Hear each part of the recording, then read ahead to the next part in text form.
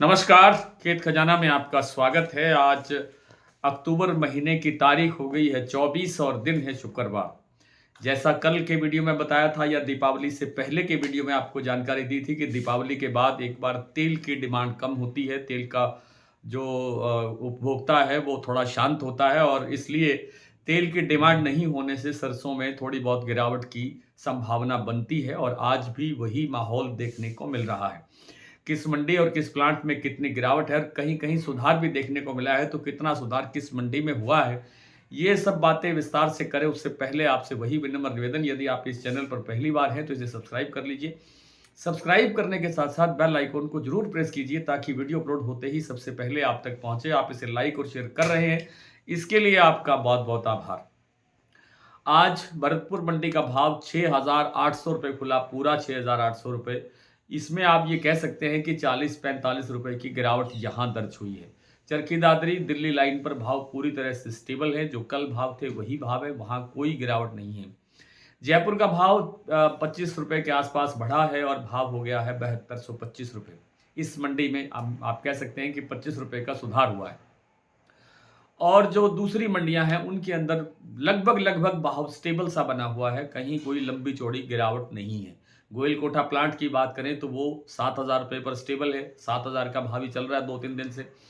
और जो बीपी और आगरा के प्लांट है, शारदा के प्लांट है, बीपी आगरा और शारदा के जो प्लांट है वहाँ 50 रुपये की गिरावट है, 7350 रुपये का भाव दोनों प्लांटों में रह गया है।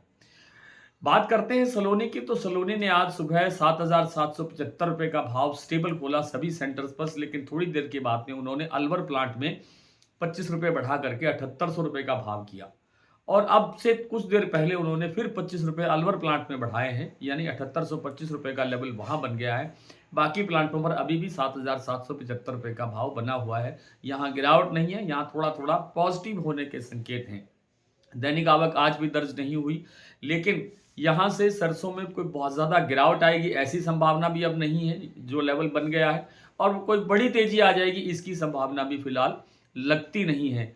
इसलिए कोशिश ये करना चाहिए कि जो ज़रूरत का जो काम है उतना ही काम करना चाहिए, ज़रूरत के अनुसार ही काम करना चाहिए, ख़ास तौर पे सरसों तेल में। सोयाबीन की थोड़ी सी बात कर लेते हैं, तो सोयाबीन का जो हमारा जो लोकल क्रॉप है वो घटने की संभावना है। जो सोपा, जिसको soybean processors association of India है, सोपा जिसको शॉर्ट में बोलते हैं, उन्होंने कहा कि 105 लाख टन के आसपास उत्पादन हो सकता है, पिछले साल की तुलना में काफ़ी कम है। और जो दूसरी एजेंसियों का अनुमान है वो है 90 से 95 लाख टन के आसपास सोयाबीन का उत्पादन अनुमान रह सकता है। इस साल क्रॉप की जो पोजीशन है, जो क्वालिटी की जो पोजीशन है वो बहुत ख़राब है, क्योंकि तैयार फसल पर जल भराव की स्थितियां बनी, ओलावृष्टि की स्थितियां बनी, भारी बारिशें हुई। उस कारण से जो क्वालिटी है सोयाबीन की वो भी कमज़ोर है, उस कारण से भाव पर भी दबाव है, लेकिन मंदा नहीं है। सोयाबीन में यहाँ से परचेज करनी चाहिए और सोया तेल में भी यहाँ से परचेज करना चाहिए। थोड़ा सा बचना चाहिए तो पाम से बचना चाहिए। पाम में अब कोई ज़्यादा यहाँ से तेज़ी की गुंजाइश लगती नहीं है। सरसों तेल में भी कोई बहुत बड़ी तेज़ी आएगी ऐसी गुंजाइश नहीं है, लेकिन बाजार सीमित घटबढ़ दर्शाता रहेगा, इसलिए थोड़ा-थोड़ा माल लेते रहिए। जहाँ प्रॉफिट की जगह बने वहाँ प्रॉफिट लीजिए और चलते बनिए।